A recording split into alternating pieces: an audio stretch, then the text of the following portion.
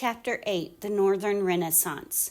Until now, we have only read about the Renaissance movement in Italy. The Renaissance reached other parts of Europe as well. Scholars and artists in other countries were also enjoying a rebirth of learning. Sometimes these scholars and artists visited the city-states of Italy, especially Florence, and brought ideas and artwork back to their home countries. These countries included Germany and the region that used to be called Flanders, which is now part of the Netherlands and Belgium. We are going to read about 4 painters. 2 were German and 2 were Flemish, which means they were from Flanders. Because they lived in countries north of Italy, people often say that they are part of the Northern Renaissance. The master of detail. Jack van Eyck was born in about 1390 CE. He lived in Flanders. Van Eyck's countrymen called him the king of the painters. He is one of the early figures involved in the Northern Renaissance. Van Eyck painted at about the same time that Brunelleschi was working as an architect in Italy. Van Eyck developed new kinds of oil paint and gave his pictures a sharp and brilliant look. He discovered new ways to show light and texture in his paintings. He could realistically portray the tiniest details in a painting. In a painting of Giovanni Arnolfini, a portrait that Van Eyck painted for an Italian businessman living in Flanders, Van Eyck emphasized the texture of the subject's clothing as well as the light pouring through the open window. Page 70. Dürer. Self-portrait of the artist. Albrecht Dürer was born in 1471 CE to Hungarian parents living in Germany. He was just a little older than Michelangelo, who was born in 1475 CE. Dürer was fascinated by the artistic developments happening in Italy at the time. He made 2 trips to Italy in order to learn as much as he could from the great masters. Dürer was a proud supporter of the Renaissance movement. The very fact that he painted so many portraits and self-portraits demonstrated his desire to understand the humanity of his subjects. It shows his belief in the importance of the individual, especially one particular individual, himself.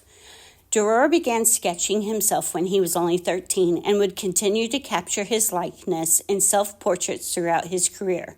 In the self-portrait he painted in 1498 CE, Dürer shows himself as a handsome young man with a taste for fine clothes. It is a painting that reveals how much he has been influenced by his Italian masters. The famous self-portrait painted in 1500 CE, Dürer looks directly at us with bold, confident eyes. Many portraits at the time showed the person from the side or 3/4 angle, rather than head-on. Dürer perfected the art of portraiture. His keen artist's eye captured not only a range of human expressions and emotions, but also that of skin tone and texture. Dürer was not only a great painter, he was also a master of the art of making prints and woodcuts or engravings. As a young apprentice, he learned to make woodcuts by carving pictures in blocks of wood, as well as engravings by using a sharp tool to cut an image into a metal plate. He would spread ink on the carved wood or the metal plate, then print the image on paper. Dürer's woodcuts and engravings made him famous, partly because they could be quickly and easily reproduced, so many people could see them. Page 72. Peter Bruegel the Elder. Peter Bruegel the Elder was born in the city of Antwerp, which is in the country we now call Belgium. He is called the Elder because his son, Pieter the Younger, was a painter too. Like Venice and Florence in Italy, Antwerp was a busy trading city with many banks and businesses, which meant there were many wealthy people ready to buy works of art. Most of the people wanted paintings in the style of the great Italian masters such as Michelangelo and Raphael. So Bruegel traveled to Italy to see what he could learn. When it came to painting, however, Bruegel went his own way. You won't find heroic-looking, muscular figures such as the ones Michelangelo painted on the ceiling of the Sistine Chapel. You won't find many scenes from classical mythology in Bruegel's work. His paintings are very different from anything like Botticelli's Birth of Venus. One of the few paintings in which Bruegel did choose to use a classical myth as the theme is Landscape with Falls of the Icarus. It's as though Bruegel were saying, what's all the fuss about these myths? I'll give you a painting about a myth, but in my own way. Bruegel's way to make the myth only a small part of the painting. He chose the Greek myth of Daedalus, the master inventor, and his son Icarus. For King Minos, Daedalus designed a giant maze called the Labyrinth, from which no one could escape. Later, when the king grew angry with Daedalus, he locked him in the labyrinth along with Icarus. But Daedalus soon came up with a plan to escape. Little by little, he gathered many feathers and fastened them together with wax to make wings like those of a bird. He and his son used the wings to fly out of the labyrinth. But in his excitement, Icarus ignored his father's warning not to fly too high. Up and up he flew until the sun began to melt the wax. The feathers fell from his wings, and down plunged Icarus into the sea. Bruegel's painting shows the fall of Icarus, though at first glance you might not even notice it. Look at the bottom right corner of the painting. Do you see two legs sticking out of the water near the ship? That's Icarus falling into the water, and that's all the myth Bruegel chose to show.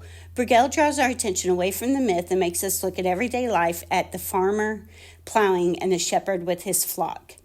Bruegel is best known for his pictures of everyday people. For example, he painted Peasant Wedding, also known as the Wedding Feast, in the late 1560s.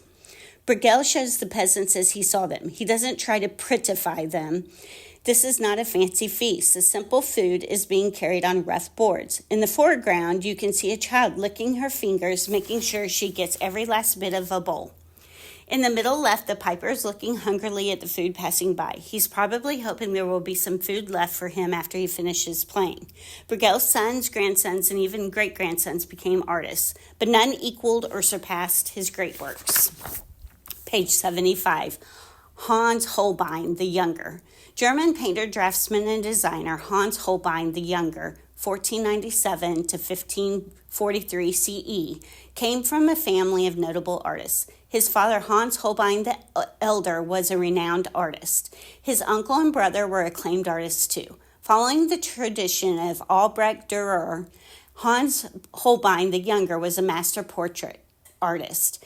He knew many famous humanist scholars of the time and painted many of their portraits. For example, he created portraits of the great Renaissance scholar Erasmus and the English humanist Sir Thomas More. Hans Holbein the Younger was painting in Europe when religious division created a movement called the Reformation.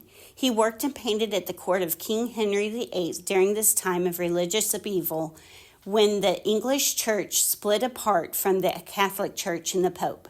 He painted government ministers, church leaders, kings, queens, and at the time, controversial religious leaders.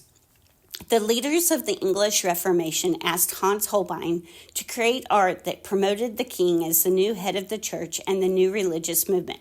Art in every form was used to denounce the Pope and the old church. Men like Martin Luther and John Calvin challenged the authority of the Catholic Church as well as its doctrine. Hans Holbein the Younger created a body of work that allows us to know the faces of the people who helped transform Western Europe.